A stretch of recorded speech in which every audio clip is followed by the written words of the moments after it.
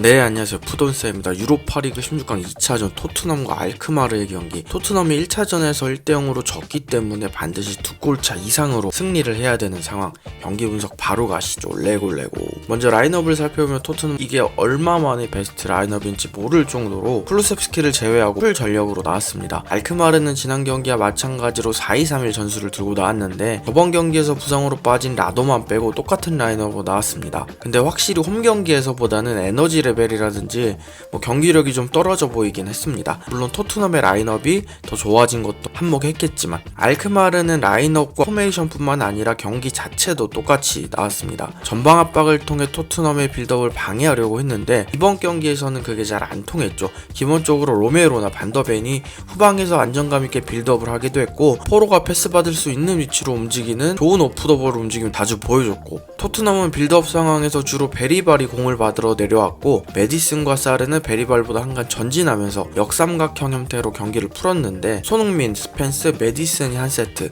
오도베르, 포로, 사르가 한 세트. 근데 확실히 왼쪽으로 공격 작업을 거의 다 했죠. 히트맨만 보더라도 왼쪽이 오른쪽에 비해 훨씬 짙게 나오고 근데 여기서 중요한 게 왼쪽에서 그만큼 어그로란 어그로를 다 끌어주면 그만큼 반대쪽이 헐겁기 때문에 공략을 해줘야 되는데 그게 잘 이루어지진 않았습니다. 물론 골은 그쪽에서 다 났지만 알크마르는 토트넘이 왼쪽에 있다가 반대로 전하는 트랜지션 작업에 대비해서 풀백이 오도베르와 계속해서 일정 거리를 유지하게 했는데 그러다 보니까 자연스럽게 알크마르 센터백과 풀백 사이가 벌어졌습니다. 물론 이 공간을 막기 위해 더블 볼란치를 세운 건데 포스테코글루 감독이 이런 공간들을 집요하게 좀 공략을 했으면 경기가 훨씬 더 쉬웠을 것 같아요. 근데 주구장창 왼쪽에서 흔들기만 하더라고요. 항상 똑같은 전술. 한마디로 반대편으로의 전환 속도가 좀 느렸습니다. 경기 내내. 손흥민 선수의 컨디션이 좋았기에 망정이지 아니었으면 아마 경기가 더 힘들었을 것 같아요. 해당 경기에서 손흥민 선수는 기록한 공격 포인트 그 이상의 가치를 보여줬는데 25분 토트넘의 첫 번째 골.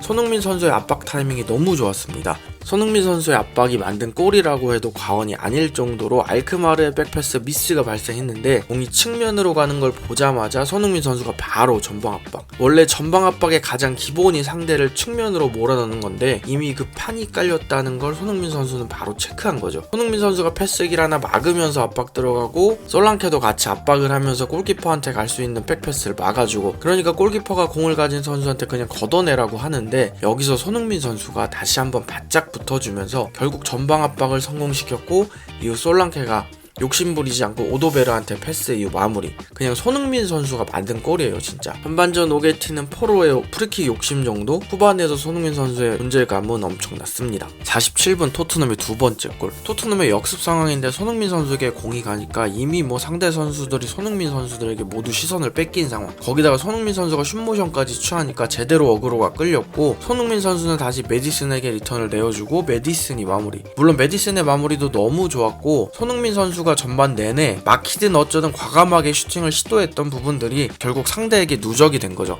역습을 막아야 하는 급박한 상황에서 결국 손흥민 슛에 대해 반응을 할 수밖에 없었습니다. 73분 토트넘의 세 번째 골. 역시 이번에도 알크마르 선수들이 손흥민 선수를 막다가 돌아뛰는 스펜스에게 공간을 내줬고 이후 반대편에서 오도베르가 마무리. 이 장면은 사실 토트넘이 훈련 때 주구장창 연습한 공격 패턴인데 결국에는 훈련에서 하던 게 실전에서 나왔습니다. 이렇게 손흥민 선수가 공만 잡으면 알크마르 선수들이 최소 2명 이상 붙으니까 분명히 어딘가에서는 숫자 싸움에서 이기고 공간이 나올 수밖에 없는 그런 경기였습니다. 사실 우리 입장에서는 손흥민 선수가 공격 포인트를 기록하는 게 가장 이상적인 그림이지만 어쨌든 공격 포인트가 없어도 손흥민 선수의 존재감은 엄청난 그런 경기였습니다. 후반에 불운하게도 베리발의 백패스가 굴절이 되면서 실점을 하고 반더벤 대신 그레이가 들어오면서 상대 역습을 제압하지 못하니까 토트넘 수비가 급격하게 흔들리긴 했는데 다행히 추가 실점은 없었습니다. 손흥민 선수는 2월 10일 빌라전 이후로 거의 한 달 만에 풀타임을 소화했습니다. 토트넘이 역시 홈에서는 좋은 경기력을 보이면서 유로파리그 8강에 진출했는데 이후 만나는 상대 또한 쉽지 않습니다. 프랑크푸르트를 만나는데 역시 이번에도 원정 경기력이 걱정이네요. 그리고 포스테코글루 감독은 제발 선수들이 다치지 않기를 간절히 기도해야 될 것 같습니다. 토트넘의 다음 경기는 16일 오후 10시 반 풀럼과의 경기입니다. 부족한 영상 봐주셔서 감사합니다.